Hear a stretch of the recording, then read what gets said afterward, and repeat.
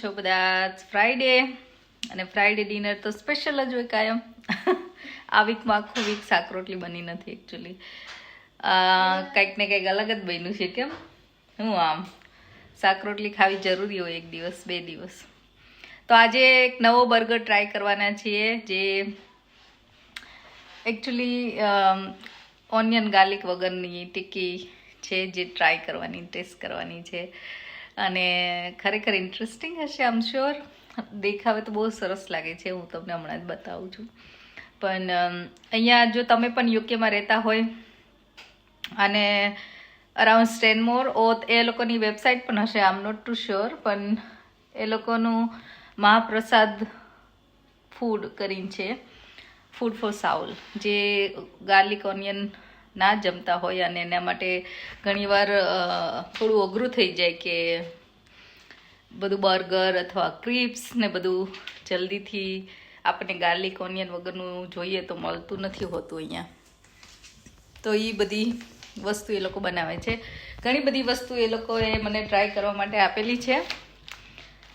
બધી ક્રિપ્સ છે અલગ અલગ, હ્યુમસ વિથ લેન્ટિલ બાઇટ્સ અને અલગ અલગ ફ્લેવર્સ, કેટલી બધી ડિફરન્ટ એ લોકોની 12 થી 13 ફ્લેવર છે. ખરેખર સરસ છે. અમે અમુક ટ્રાય કરી લીધી છે, અમને ખરેખર મજા આવી. જો તમને ક્રંચ અને ક્રિસ્પ તો બધાને ભાવતી જ હોય નોર્મલી, તો તમને પણ ભાવતી હોય તો ટ્રાય ચોક્કસ કરજો. ખરેખર બહુ સરસ છે અને એ લોકોની ડિટેલ ને બધું હું તમને આપી જ દઈશ ડિસ્ક્રિપ્શન બોક્સમાં, કે જેથી તમને ખબર પણ પડે કે ક્યાંથી ઓર્ડર કરવી ને કઈ રીતે કરવી. હમણાં પડી જશે તો પડે તો આ બધા ડિફરન્ટ ફ્લેવરના પફ પણ એ લોકો સરસ બનાવે છે. અગેન ગાર્લિક ઓનિયન વગર લંચ ઓર ડિનર માટે ઇઝી છે ઘણીવાર. અને તમે ઘણી બધી વાર મને પફ બનાવતા જોઈ જ છે ઘરે, અને આ બધી ફ્લેવર અમારી ફેવરેટ છે. Mexican, cheese and herbs, vada pav masala, dabeli masala અને આ છે સમોસા મસાલા. બધી જ સરસ આમાં છે. હું ટ્રાય કરવાની જ છું અને તમને બતાવીશ પણ ખરી. તો આ બધા પફ પણ એ લોકો ફ્રોઝન પફ બનાવે છે, કે જે તમારે લંચ ડિનરમાં ઘણીવાર તમારા કિડ્સ માટે શું પેક કરવું, તો ઘણીવાર આપણને ખબર ના પડતી હોય, તો જલ્દીથી ફ્રોઝન હોય અને એર ફ્રાયરમાં અથવા તો ઓવનમાં મૂકી દો તો ફટાફટ થઈ જાય લંચ પણ પેક. તો ઘણી બધી વેરાયટી છે, એટલે આમ શ્યોર એકાદી તો વેરાયટી તમને ભાવે જ. તો અગેન આ પણ ટ્રાય કરજો. એ લોકોની ક્રિપ્સ અને બર્ગર અને હજી એક હતું, શું હતું? ફલાફલ. હા, ફલાફલ હતું. લાવો બતાવીએ. તો આ બધી જ વેરાયટી મહાપ્રસાદ સ્વાહામાં મળે છે, તો તમે ટ્રાય કરજો. ઓ ક્રોસન્ટ હતું. ફલાફલ છે પણ ફલાફલ બાઇટ્સ એમની વેબસાઇટમાં છે, પણ આ છે બટર ક્રોસન્ટ. ઘણીવાર શું આપણે બહારથી ક્રોસન્ટ લાવતા હોય તો એની ઉપર એગ વોશનું આ પેલું લેયર કરેલું હોય જ્યારે બેક કરે ને ત્યારે.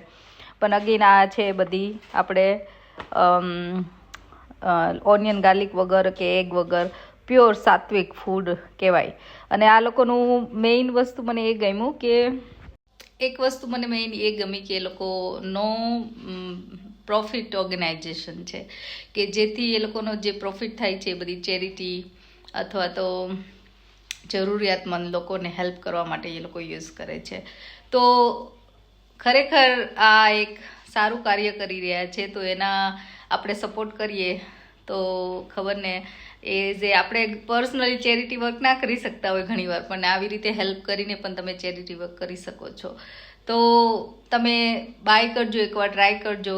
અને ડેફિનેટલી અમને તો બધી જ વસ્તુ સરસ લાગી છે અને ઇઝીલી અવેલેબલ હોય જ્યારે બધી વસ્તુ લોકલી, તો વાય નોટ. ટ્રાય કરવામાં કંઈ જતું નથી અને નવું નવું અમને ટ્રાય કરવું ગમે છે અને અમે કરીએ છીએ કાયમ.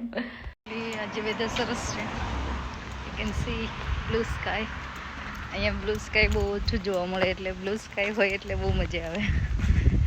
અને આજે સરસ છે. એકચ્યુઅલી પાછું વીકેન્ડમાં થોડું વધારે ગરમી થવાની છે. 30+ પાછું જવાનું છે. અને હું લેવા આવી ગઈ છું સ્નેહને સ્વિમિંગમાંથી, તો એને પિક કરી લઉં. ત્યાં સુધીમાં ડિનર પણ રેડી છે ઓલમોસ્ટ. ઘરે જઈને ખાલી ગરમ જ કરવાનું છે.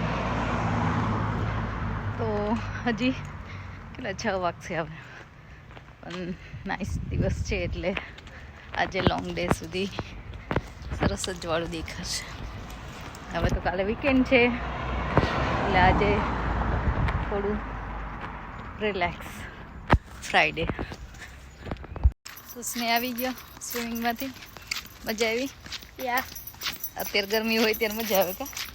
because the pool's nice and cold. Nice and cold હોય When એટલે it's મજા hot, they make it colder. તો મજા આવે. હા એને તો સ્વિમિંગમાં થઈ ગયા, હવે ઘરે જઈશું. ઘરે જઈને શું કરવાનું? ડિનર. Yeah, ભૂખ લાગી ગઈ હોય કા સ્નેવને yeah, સ્વિમિંગ કરીને? yeah. તો હવે ડિનર કરીશું. તો ચલો. તો આ બર્ગર થઈ ગયા છે રેડી. નાઇસ સ્મેલ આવે છે એકચ્યુઅલી.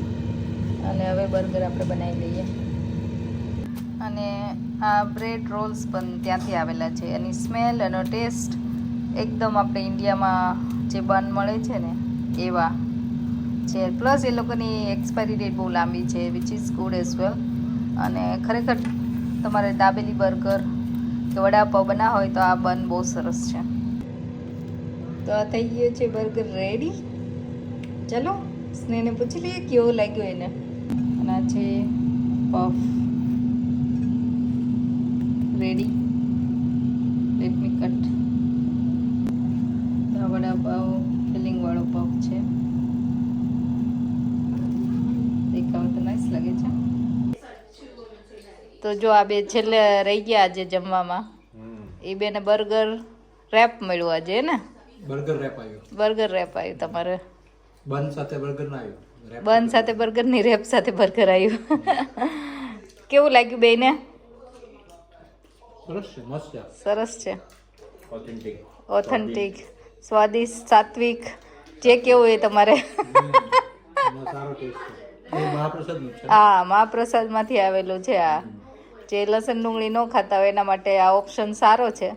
તમે રેપે બનાવી શકો કે બર્ગરે બનાવી શકો. ના, ખરેખર મહાપ્રસાદનું ફૂડ આપણે ખાધું આ 2 દિવસમાં, થોડું ઘણું ટેસ્ટ કર્યું, બહુ મજા આવી. હવે આ મહાપ્રસાદ છે શું? મહાપ્રસાદ અહીંયા સ્ટેનમોરમાં આવ્યું છે. ઓકે.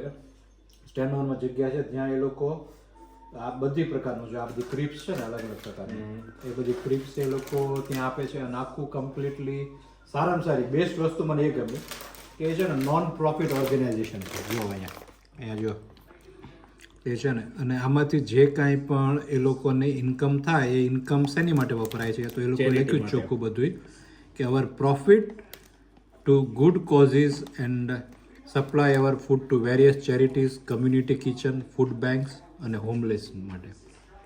તો એકચ્યુઅલી આ વિડીયો અમે બનાવીએ છીએ આવી રીતે ચેરિટીને સપોર્ટ કરવા માટે. જો તમને પણ લાઈક ડુંગળી લસણ વગરનું ફૂડ જોતું હોય તો મહાપ્રસાદમાં કોન્ટેક્ટ કરજો.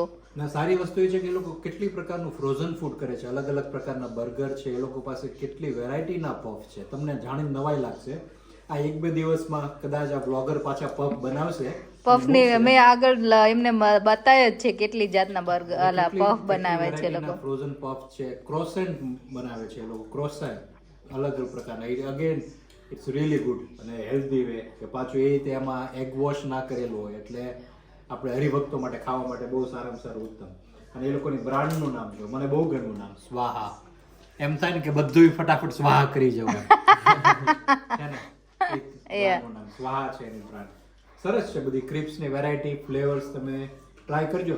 જો તમે હેરો, કેન્ટન, વેમ્બલી, સ્ટેનમોર આ બધા એરિયામાં રહેતા હોય તો આપણી માટે એકદમ નજીક છે. સ્ટેનમોર ઇઝ જસ્ટ સ્ટોન થ્રો હવે.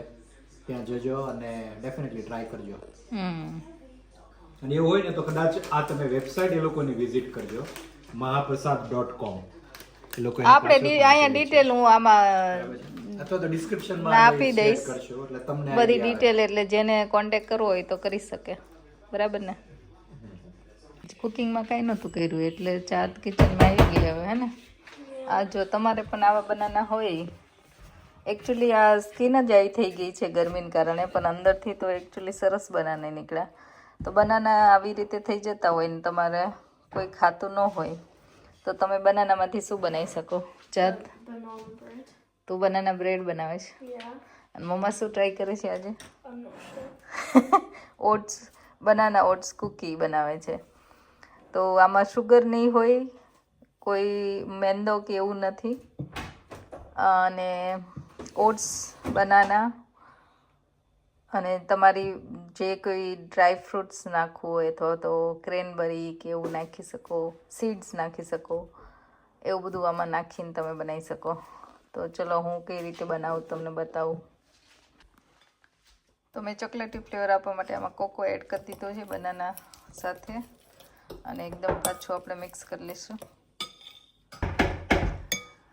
તો હવે આપણે આમાં ઓટ્સ એડ કરીને બધું પાછું મિક્સ કરીશું. અત્યારે શું એડ કર્યું આમાં? To what? આ તારા બેટરમાં Like the flour or the mixture? બધું. In the dry batter, I added flour, baking soda, cinnamon, elaichi, I think, and a bit of a pinch of salt. And then in the wet ingredients, mushed up bananas, oil and milk. Okay. તો આમાં મેં dark ચોકલેટના piece add કરી દીધા છે અને થોડું vanilla essence, અને બધું મિક્સ કરીને હવે કૂકીના ઓલામાં આપણે શેપ આપી દઈશું. તો આ રીતે બેકિંગ પેપરમાં મેં સ્પ્રેડ કરી દીધી છે કૂકીના શેપમાં, અને હવે બેક કરીશું until it's done. તો આમાં તો વધારાનું વધ્યું એટલે, નહીં તો આ બધા થઈ ગયા છે રેડી ઓવનમાં જવા માટે. તો આ થઈ ગઈ છે કૂકી રેડી, જોઈ લો, સરસ બની છે. ટેસ્ટ બધાય કરી લીધી. થોડી મોડી લાગે છે મને, પણ તમને ખાંડ નાખવી હોય તો નાખી પડે થોડી, બાકી સરસ. અને આ થઈ ગયા છે ચાટના મફિન રેડી. નાઇસ.